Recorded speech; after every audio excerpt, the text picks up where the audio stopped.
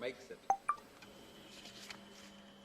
Sir, I rise to support this bill, and I do not agree with my colleague Sri Jairam Rameshji, because monument is the property of the country and property of the citizens of this country. And it is our responsibility to protect the monuments. Whether there has to be a budgetary allocation or funds are to be remitted through CSR is only a matter of subject matter of discussion. But funds have to be spent, they are to be protected. Therefore, I rise to support this bill. Sir, the 3-4 points I would like to bring to your kind notice is that one day, if not, we are all sitting here.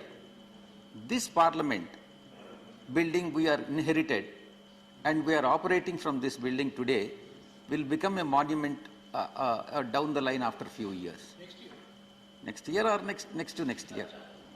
So, monument of democracy. Yes, this is also a monument. And temples are also monuments.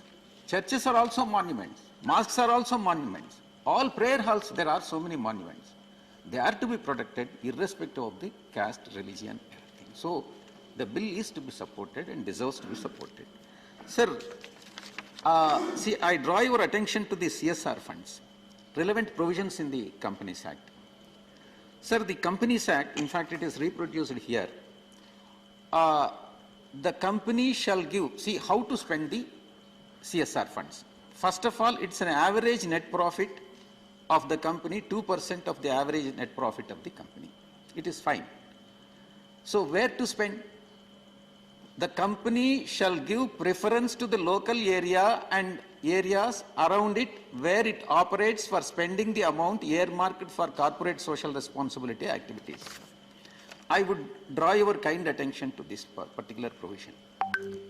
Sir, if there is a company whose head office or registered office is located in Hyderabad, Delhi or Bombay, and has got about 4 or 5 different factories located in 4 different states. And this particular Companies Act, provision in the Companies Act, gives an option to the company to spend not only the local area, it is not mandatory, it is an option given to the company. Wherever the company wants to spend, preferably local area, and it can spend. This should not be the case, because the company is collecting the taxes from the local people and paying the taxes to the local government, enjoying the facilities from the area where it is located, any state for that matter. Therefore, it is obligatory on the part, see, because the revenues are generated from 4 or 5 different sources in case if 4 factories are located at different places. Therefore, it has to be proportional. I am not confining myself, I am not thinking from the narrow-minded point of view. There has to be a provision in this regard. And proportionate profits attributable to that particular unit must be spent in the area where that factory is located. This is what my opinion is. And secondly, sir, what will happen if 2% of the net profits are not spent as per the Companies Act?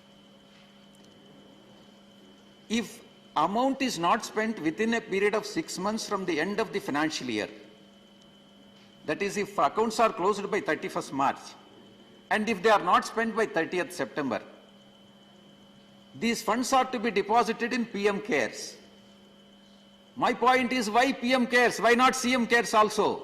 Yes. Why are you restricting this only to PM CARE?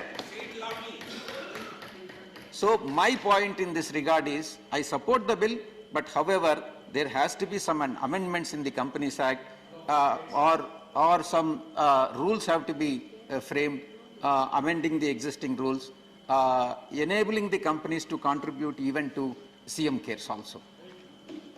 Sir, the next point is, if funds are not spent and then if they are not transferred to PM CARES, what will happen? And the board will have to give a reasoning. Board of directors will have to give a reasoning. That is not what we have expected. We are expecting from the Companies Act. there has to be a penal provision. That is mandatory. So there has to be a penal provision to be incorporated in the Companies Act, penalizing the board of directors for not following the section 135 schedule 7 of the Companies Act. And secondly, sir, unfortunately, Honorable Finance Minister is not present here in this August House. Sir, you are directing the company, mandating the company to spend 2% of the average profits for corporate social responsibility. When you are giving a direction to the company and asking the company to follow it, why are you not allowing this as an admissible expenditure under section 37 of the Income Tax Act? And earlier, to the best of my knowledge, when I was practicing as a chartered accountant, it was admissible, and later it has become inadmissible. And during the period of Honorable Finance Minister Chidambaram ji has introduced the amendment bill.